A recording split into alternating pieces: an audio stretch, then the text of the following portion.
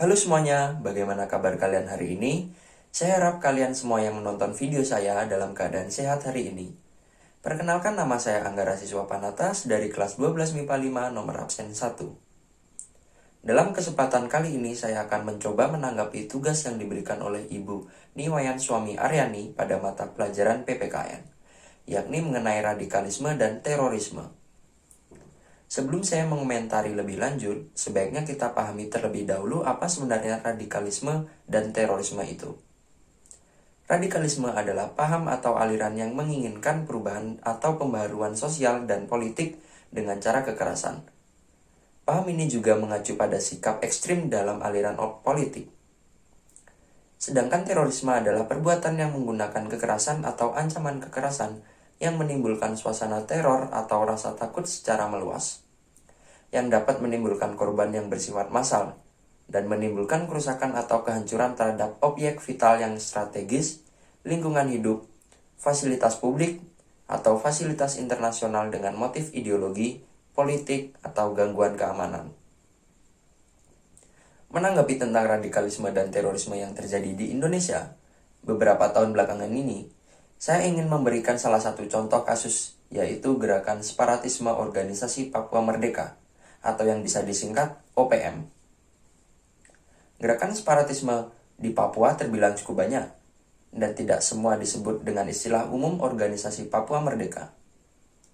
Seperti yang banyak dikenal, mereka ada di bawah beberapa bendera, seperti Komite Nasional Papua Barat atau KNPB, United Liberation Movement for West Papua atau ULMWP, dan lain-lainnya. Namun secara umum saat ini gerakan-gerakan tersebut dikelompokkan menjadi kelompok separatis Papua atau KSP. Jika mereka melakukan kekerasan dengan menggunakan senjata yang mematikan, mereka akan dikategorikan sebagai kelompok kriminal bersenjata atau KKB. Organisasi-organisasi seperti inilah yang seringkali menjadi penyebab munculnya konflik di Papua. Dengan ide separatisme saja mereka sudah bisa merangsang terjadinya tindak kekerasan. Bagaimana jika mereka menggunakan senjata? Parahnya lagi, isu yang dimainkan di media massa adalah kekerasan ini akibat dari aparat keamanan atau negara. Padahal tugas negara mengamankan rakyat Papua dari tindakan dan aksi mereka. Latar belakang terjadinya konflik senjata dimulai dari adanya suatu pertentangan kepentingan dengan bangsa lain atau ketidaksesuaian ideologi antar kelompok di dalam bangsanya sendiri. Secara tidak langsung, hal ini dapat dikatakan sebagai suatu bentuk perjuangan nasional atau memperjuangkan kepentingan negara. Organisasi Papua Merdeka atau OPM didirikan pada bulan Desember tahun 1961 yang bertujuan untuk menentang penguasaan Indonesia terhadap Irian Jaya yang saat ini disebut Papua dan Papua Barat.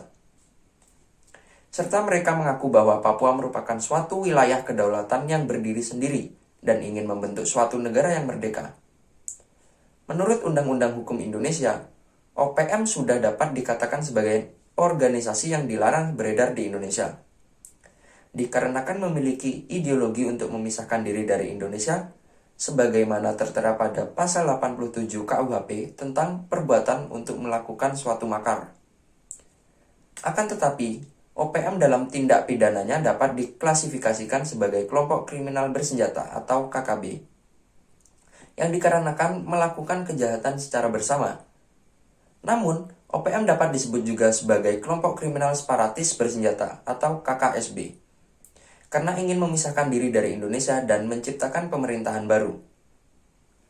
Fakta di atas menunjukkan dengan gamblang potret nyata radikalisme dan terorisme, di mana gerakan Papua Merdeka terus merongrong negeri ini. Gerakan separatisme yang menggunakan kekerasan dan tak henti-hentinya terus menelan korban, inilah ancaman nyata bagi Indonesia. Konflik OPM yang sejak dulu tak pernah terselesaikan justru semakin tumbuh subur. Namun pada faktanya kelompok OPM yang sudah jelas-jelas telah melakukan tindakan meneror dan membuat keresahan, bahkan kekerasan dan separatisme justru tak pernah disebut sebagai kelompok radikal. Dan yang lebih mirisnya lagi, istilah radikalisme dan terorisme justru disematkan pada ormas-ormas Islam yang tak pernah melakukan kekerasan. teror maupun gerakan separatisme. Inilah keterbalikan logika, di mana istilah radikalisme menjadi suatu istilah relatif yang digunakan sesuai kepentingan. Disinilah pentingnya masyarakat untuk memahami apa itu sebenarnya radikalisme agar masyarakat tidak sembarangan menempatkan istilah tersebut. Apalagi menyematkan istilah radikalisme pada simbol-simbol, identitas, dan ormas-ormas Islam karena ini sangat berbahaya. Hal ini dapat memandulkan pola pikir dan logika, sehingga masyarakat menempatkan istilah radikalisme pada sesuatu hal yang justru faktanya tak dapat diraba dan di lain sisi mengabaikan fakta dan wujud sebenarnya dari radikalisme dan terorisme itu sendiri. Ada beberapa langkah jangka pendek yang harusnya dilakukan oleh pemerintah pusat. Yang pertama, menegakkan hukum atas tindakan rasis terhadap masyarakat Papua, termasuk yang dilakukan terhadap mahasiswa Papua di Surabaya beberapa waktu lalu. Tidak cukup menghukum korlap aksi pengepungan asrama mahasiswa yang ternyata kader parpol yang selama ini anti pemerintah. Namun pemerintah perlu membubarkan ormas yang selama ini selalu mendengungkan propaganda rasis dan intoleransi. Yang kedua, mengambil langkah tegas menangkap dan menghukum aktor intelektual pencipta kerusuhan di Papua yang ditengarai berasal dari kelompok sakit hati politik dan kelompok jaringan kepentingan asing. Pemerintah harus berani mengambil langkah tegas menegakkan hukum atas provokasi dan tindakan yang ingin memecah belah masyarakat. Yang ketiga, menyelenggarakan dialog setara partisipatif antara pemerintah pusat dengan tokoh-tokoh dan representasi masyarakat Papua untuk menemukan strategi pemecah masalahan yang terjadi di Papua, serta mengakomodasi aspirasi seluruh kelompok kepentingan yang ada di Papua. Yang keempat, berkomitmen dan mengaplikasikan program penegakan HAM dan perlindungan hak sosial dasar masyarakat Papua.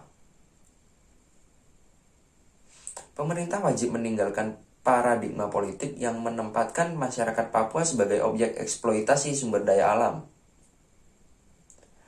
Dan yang kelima, menurunkan tensi kebijakan militerisme dalam penanganan Papua. Militerisme hanya akan melahirkan perlawanan bersenjata yang lebih militan dari kelompok-kelompok yang menolak kebijakan pembangunan dan pemberdayaan masyarakat yang gencar dilakukan oleh pemerintah pusat. Pendekatan dalam penyelesaian konflik organisasi Papua Merdeka adalah mengambil hati masyarakat Papua dan merumuskan resolusi yang win-win solution. Pemerintah pusat wajib menjaga martabat dan kehormatan masyarakat Papua yang selama kurun 30-an tahun termarginalisasi oleh politik keberpihakan terhadap kepentingan modal asing. Hargai hak socio-kultural masyarakat Papua. Papua telah berjasa menggerakkan turbin anggaran negara melalui pajak sumber daya alam yang dieksploitasi korporasi. Masyarakat Papua adalah masyarakat yang beradab dan menghargai intensitas masyarakat yang lain. Muliakan mereka dengan program dan kebijakan yang memiliki sense of humanity. Oke, sekian sampai di sini penjelasan saya tentang paham radikalisme dan terorisme yang terjadi di Papua. Harapan saya untuk Indonesia ke depan yaitu masyarakat harus sadar untuk tetap menjaga keutuhan negara kesatuan Republik Indonesia. Jangan ada kesimpangan antara masyarakat satu dengan yang lain, seperti perbedaan suku, budaya, ras, dan agama. Sudah sepatutnya jika perbedaan itu bukan untuk menjadi penghalang, tetapi kita jadikan kekuatan dan pemersatu dalam perbedaan tersebut. Oke, cukup sekian dari saya. Saya ucapkan terima kasih banyak atas waktu dan perhatiannya.